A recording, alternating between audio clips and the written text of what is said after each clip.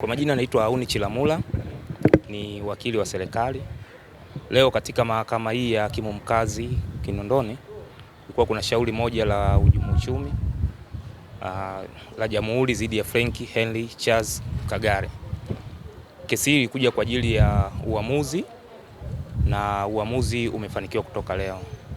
Kwa upande wa Jamhuri tulikuwa nawakilishwa na wakili Auni Chilamula, Medarakini Emmanuel, Dickson Swai pamoja na John Mwakifuna. Baada ya kutoa uamuzi, mahakama imemkuta hatiani mshtakiwa Frank Henry Charles Kagare kwa makosa manne. Kosa la kutoa risiti zenye taarifa za uongo za EFD. Kosa la pili la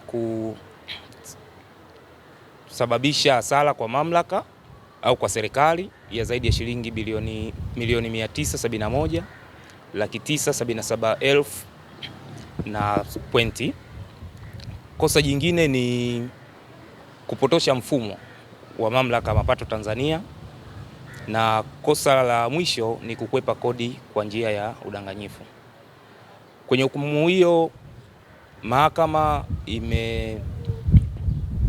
imemkuta hatiani na kutoa amri mshtakiwa huyo kwenda gerezani kwa kifungo cha miaka 20 kwa kosa la kusababisha hasara ya zaidi ya shilingi milioni 971, ila pia kwa makosa mengine ikiwemo hilo la kutoa risiti zenye taarifa ya uongo na kukwepa kodi, iliamuru kwenda gerezani kwa kifungo cha miaka 3.